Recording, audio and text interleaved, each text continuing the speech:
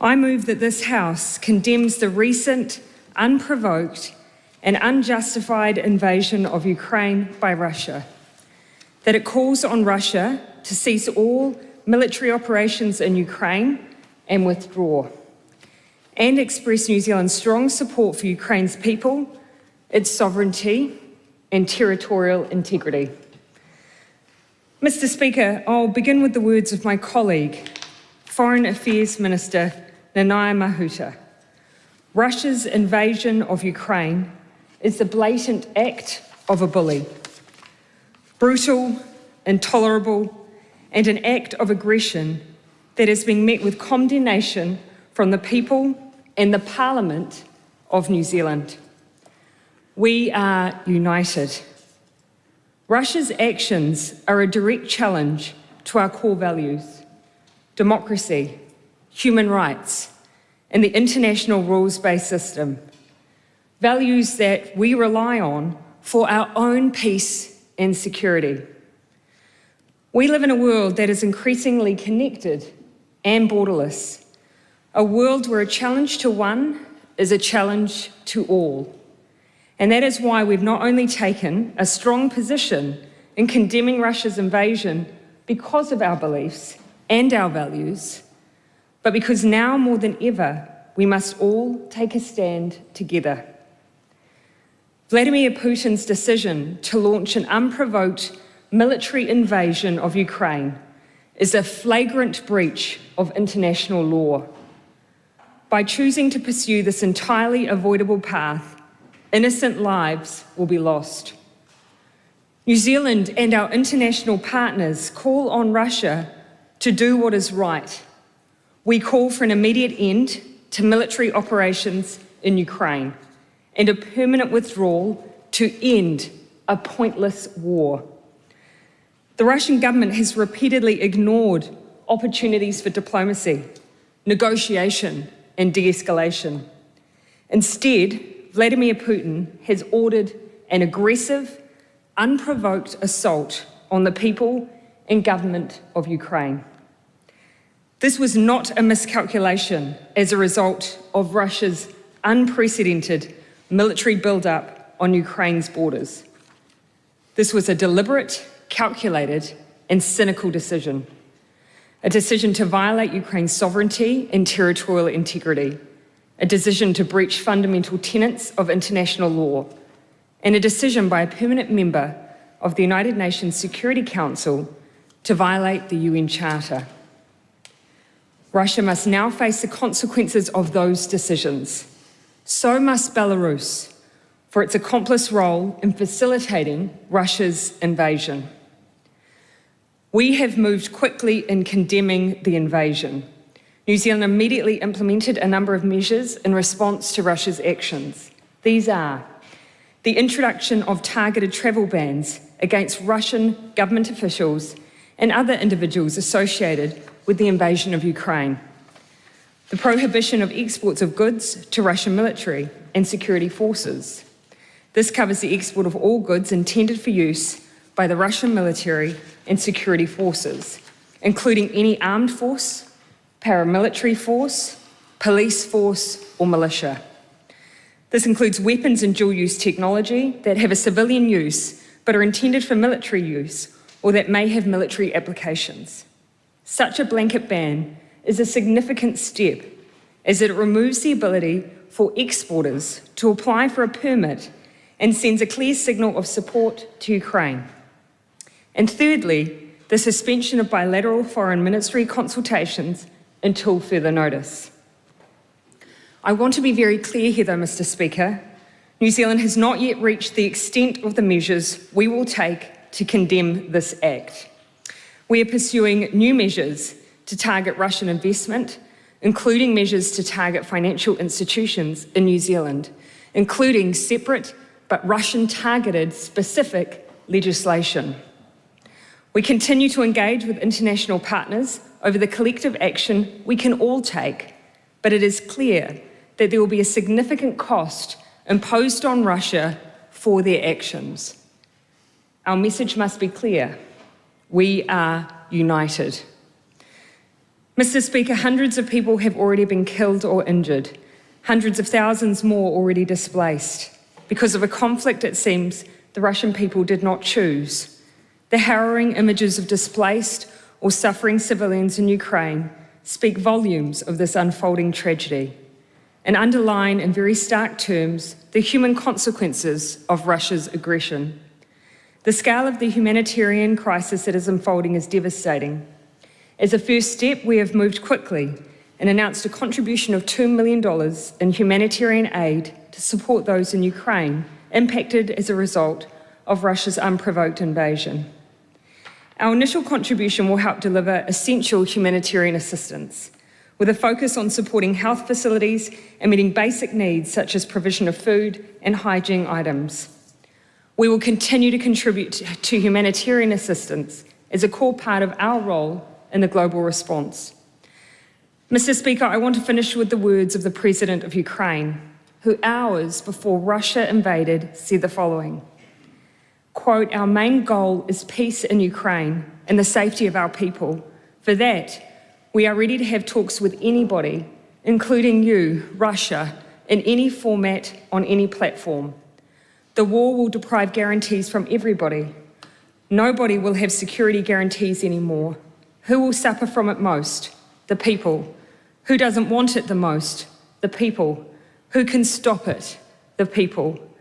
But are there those people among you?" End quote.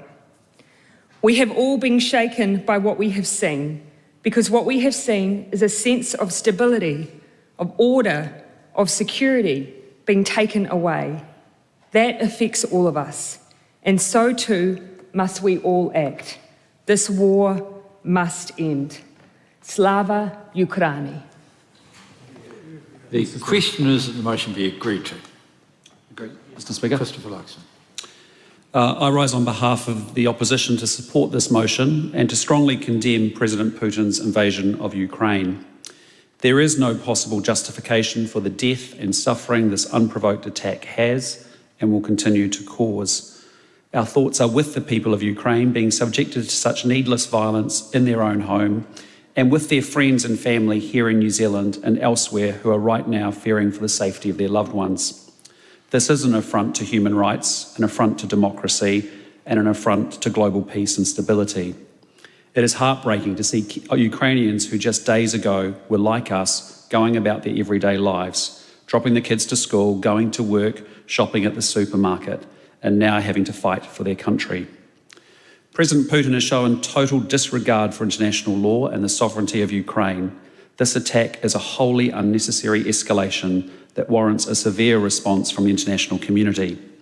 We are seeing that response from many: the US, Canada, the UK, Japan, Australia, Singapore, the EU and others have all imposed strong sanctions restricting Russian banks from accessing their capital markets and services. Export bans have been put in place and the assets of Russian elites affiliated with the Kremlin have been frozen. Russian banks are being cut off from the SWIFT international payment system. The assets of its central bank are being frozen.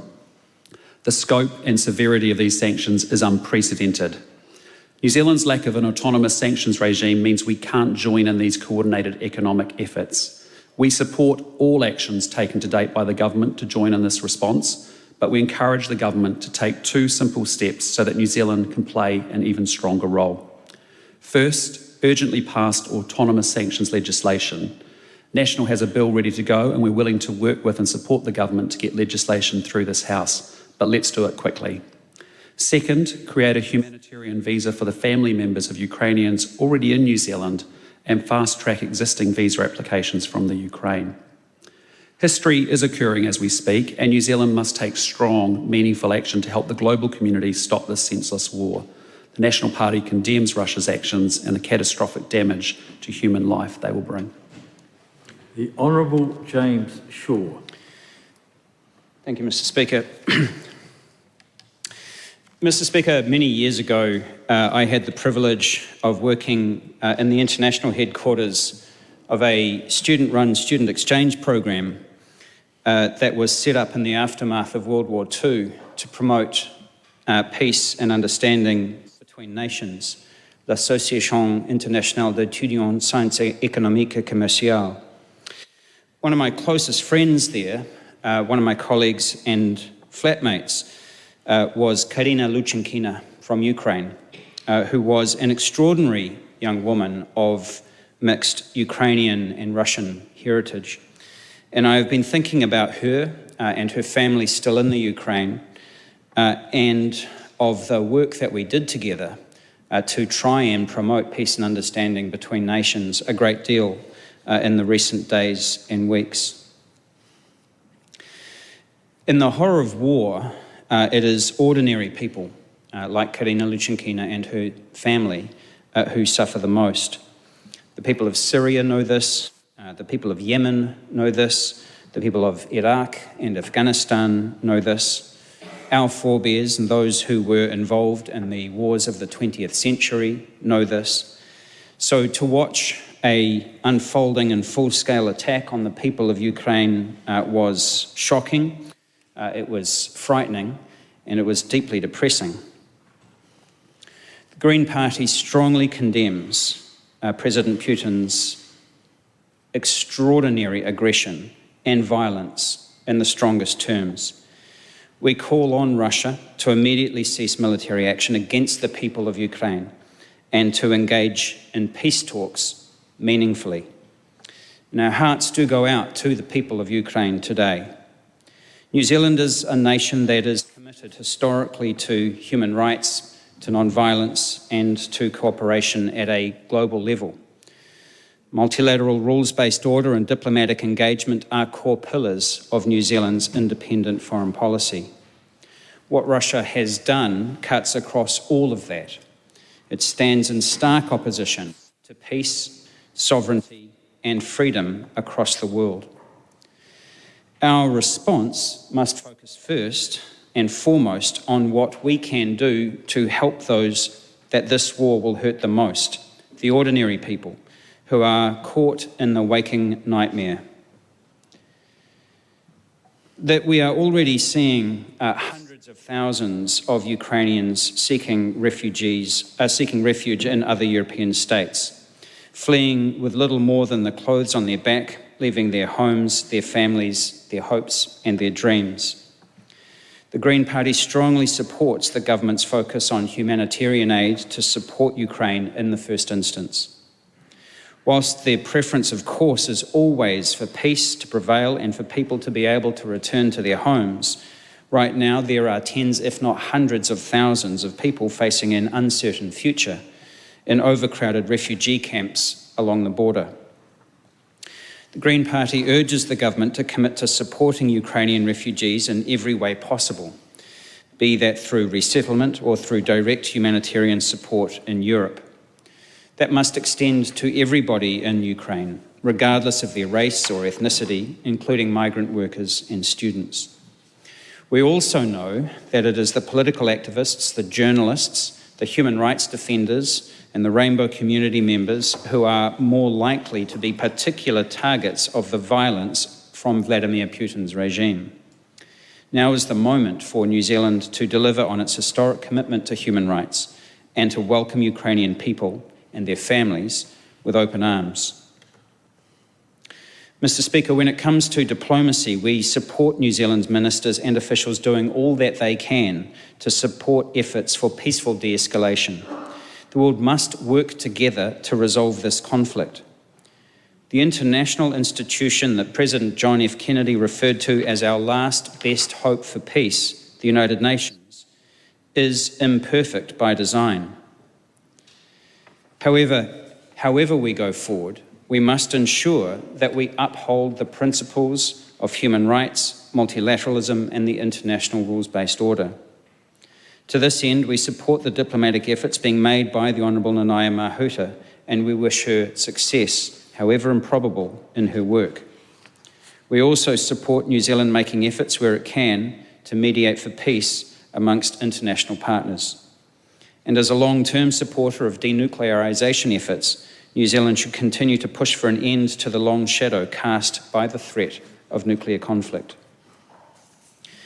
Mr. Speaker, despite everything, it has been heartening to see huge numbers of people in Europe and in Russia itself turn out in recent days to protest against the war. It does give me hope that we can yet find a way out of this conflict for the Ukrainian people. A world without war is possible, but it does require enduring commitments by all nations to peace building and diplomacy. New Zealand may only be a small nation, but we must never lose focus on doing everything that we can to support peace. Nō reira, tēnā koutou, tēnā koutou, tēnā tātou katoa. Mr. Speaker. David Seymour.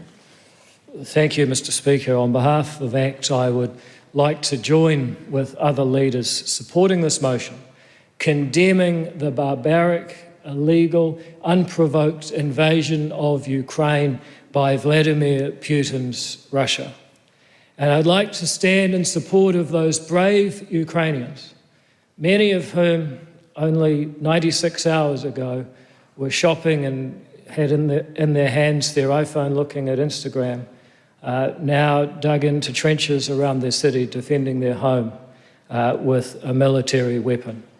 It is the most extraordinary display of grit and courage from those people, from their leader, and a display of what people are prepared to do to defend their home, to defend their freedom, and we are proud to stand with them and feel we should be doing more to support them. Because, Mr. Speaker, no country has more to lose than New Zealand when a rules-based, values-based international order is lost and thuggery takes its place.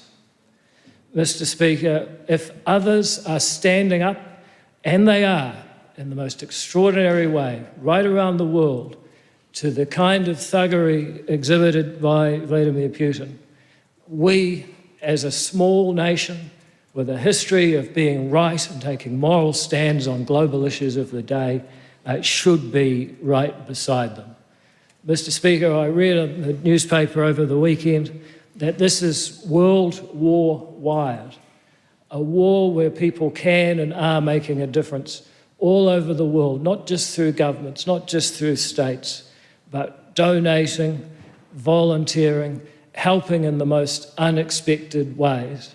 And it is extraordinarily hopeful that actually one dictator from one country, despite having, as Stalin said to the Pope, more divisions, does not have the power to overwhelm freedom and democracy. That has to be our hope. But New Zealand has a role to play joining in that World War-wide movement. We need to say to Vladimir Putin, he is frozen out. The walls are going up. We will not accept him in this world so long as his actions are unacceptable. And I say, good on you to Fonterra saying, sorry, we're not going to sell to you. We don't share your values. I say, good on you to our allies around the world who've said, sorry, no more banking system, because we don't share those values. And that is why it is so critical that I join with the call of the national leader that New Zealand has the legal ability to join in implementing similar sanctions at a parliamentary level. This is a government that will go into urgency in this parliament at the drop of a hat. It doesn't even have to be urgent. If there was ever a time to use urgency, then passing autonomous sanctions legislation, that's the time to use urgency right now, and that's what we should be doing. So we can join in that moral movement against this government of Vladimir Putin. And I have to say, for many people, this is deeply personal. I can't claim to have any great connection to Ukraine, but I know someone who does. Natalia Shetkova, the proprietor of La Vista restaurant in St Heliers, who came to national attention a few years ago. And I got in touch with her. I said, I'm so sorry. I can't imagine what it must be like for your family. And she said, all we want is for them to be here. As the rest of the world opens its borders unconditionally to hundreds of thousands of Ukrainian refugees walking across their border, of course it is harder for New Zealand, a country that is literally on the opposite side of the world. But if there are to be barriers to those people being reunited safe with their family here in New Zealand, surely the barriers should be geographical rather than legal. We should let them come here immediately in these circumstances.